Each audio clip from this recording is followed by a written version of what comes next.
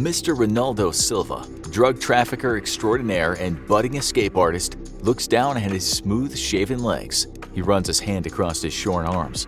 Just before he leaves his cell, he puckers his lips in the mirror. Smiling, he thinks, today is a great day to become a woman. It was just another visiting day for the inmates at the prison in Penedo in the northeast of Brazil. But for Silva, it was a make-or-break time in his life as a criminal.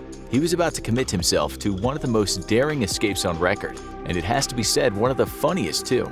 Silva was looking at doing some serious time behind bars, time he didn't have to spare. That's why he'd already attempted one escape, but after that failed, he ended up getting a transfer to Penedo. Security there was a bit stricter, but not so thorough that any of the guards noticed he'd shaved all the hair off his legs and arms. He'd done his best with his face, but what's a man gonna do when he has jet black hair? Silva didn't exactly make the most convincing woman.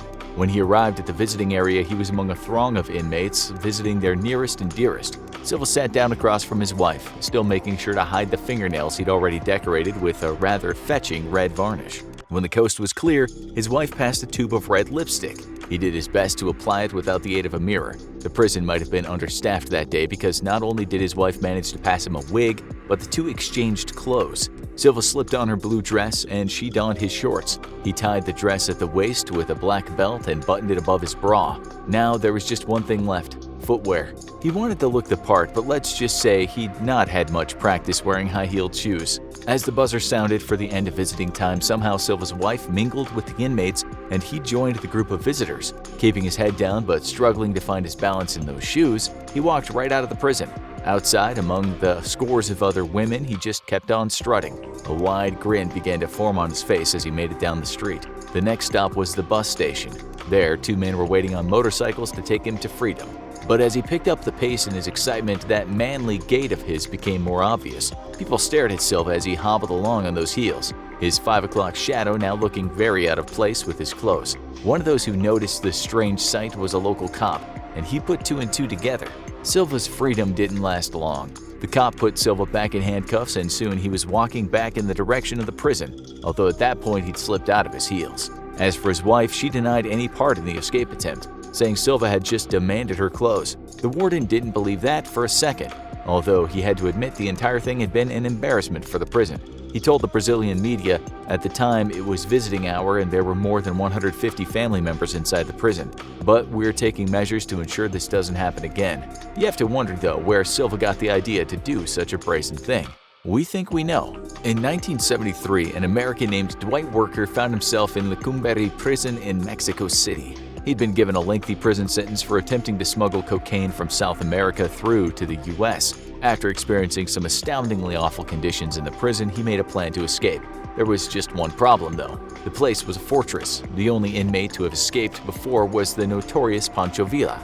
On a visiting day, Worker told his wife, Barbara Chilcoate, that he had to get out of the hellhole otherwise known as the Black Palace. It wasn't going to be easy. Worker, despite his bad decision to smuggle drugs, was a very smart guy. After buying the cocaine in Peru, he used the knowledge he gained working as an emergency medical technician to build himself a cast for a fake broken shoulder.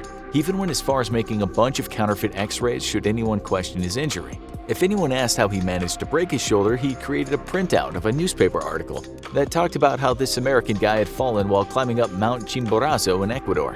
That wasn't a real article, neither were the hospital receipts he had on them, which showed how much he'd paid to get himself fixed up. In Worker's mind, cocaine-addled as it was in those days, no cop or customs official would want to break open a man's cast, especially when he had all that documentation. He snorted a couple of rails in his hotel room and started making the cast around his bags of high-quality cocaine. What he didn't bargain for is customs officials knew every trick in the book. They certainly were okay with breaking open a person's cast if they had the slightest suspicion that underneath lay the devil's dandruff. Fast forward a year or so and Worker was sitting in solitary confinement. He'd already been stabbed and he'd spent much of his time with murderers. He'd spent a total of 41 days in solitary and had been in the prison hospital 3 times through injury and illness. He later said, "I felt there was a real good chance I was not going to make this physically, that I would be killed." This is how he described the prison. At the back of Dormitory A were people who had been completely forgotten, had no visitors, were crammed 12 in a room of perhaps 2 meters by 4 meters. They had missing eyes, missing fingers. I saw dry leprosy. There were people who had been there for 30 years without seeing a judge. He said it didn't matter one bit that he was American. The embassy official told him that he'd done the crime and now he had to do the time, no matter how inhumane conditions were. Worker talked about how he'd been stabbed and extorted, to which the official just said, "Tough, this is what you get for trying to smuggle drugs." Worker knew about a law in Mexico called La Ley de Fuga, which basically meant that if he was caught trying to escape, they had the right to kill him. Still, he had to get out. Over time, his wife smuggled in women's makeup, which he used to practice making himself look like a passable woman. On the day of the escape, he applied a lot of foundation to his face and put on some lipstick. He already had a wig that his wife had smuggled in, and he had a dress. He also had a pair of high heels, which he said weren't easy to walk in at all. On the big day, he used a visitor's pass as well as his drag suit to get outside the prison. He then met up with his wife at a designated spot and later took a bus to the border of Tucson, Arizona. With the help of some fake documents, he was soon on American soil once again. Worker later became a professor, wrote a book, and has appeared on TV a few times. So it seems escaping prison dressed as a woman can work. You probably need a bit of practice wearing high heels, although we think a good amount of luck is also required. You also need a good outfit. Perhaps no better outfit has ever been made than the one used by the next man we're going to talk about. His name was Clavino da Silva.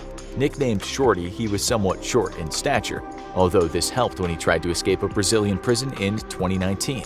He not only had a wig, a bra, a teenage girl's top, but he'd also got his hands on a silicone mask in the style of a young woman.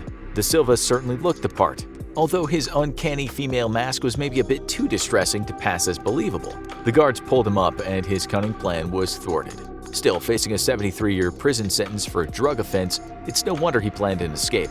His 19-year-old daughter was in on it, of course, and she was later charged with aiding a prisoner's escape attempt. It was she and some other relatives who'd brought in all the necessary items. You can't blame a girl for trying to help her father, especially given that he was not due out of prison until his hair turned gray. The last thing you'd expect, though, is a family member in prison turning on another family member. That happened in Peru in 2016. A young man named Alexander Delgado was serving 16 years when he got the idea of how to escape. It required the unwitting help of his loving twin brother, Giancarlo. Giancarlo went to visit his brother and woke up on the other side of the bars. Alexander had slipped some drugs into Giancarlo's drink, after which he fell asleep. Alexander then stripped down and got into his brother's clothes, and since they looked identical, once Alexander had walked out of the prison gates, the guards didn't believe Giancarlo when he told them what had happened. As unbelievable as this sounds, Giancarlo wasn't believed until he complained enough to make the authorities take his fingerprints. After that, he was released, although his brother managed to stay out of prison for another 13 months before he was recaptured. The prison authorities, of course, were never certain that the brothers had planned all of this, and Giancarlo wasn't the victim that he said he was. Still, an investigation seemed to point to his innocence. That kind of thing has happened before. Notably, one case involved a serial killer and one of the world's most notorious scammers, Charles Sobrage, aka the Bikini Killer, or possibly known to you as the Serpent. This psychopath fits the word devilish like a glove. His cunning knew no end, and he was always prepared to ditch, sacrifice, or kill anyone close to him. To his credit, he was also arguably the best prison escape artist of all time.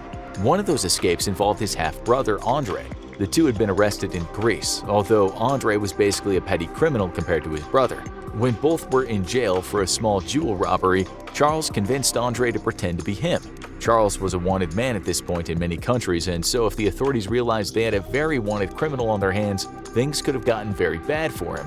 So Charles told his brother, if you pretend to be me and I pretend to be you, once they find out they have it wrong, I'll be across the border and they'll have no choice but to release you, saying that you don't have a criminal history. They did this, but Charles managed to escape from a prison van after pulling one of his old tricks, feigning an illness. That left Andre in prison with the authorities thinking he was Charles. Andre told him it was actually Charles that had escaped, which took a lot of convincing. He served almost 3 years anyway, and Charles went on to do all sorts of dastardly things in the years ahead. Now, you need to watch Most Insane Ways Men Escape from Prison, or have a look at Dumb Prison Escape Attempts.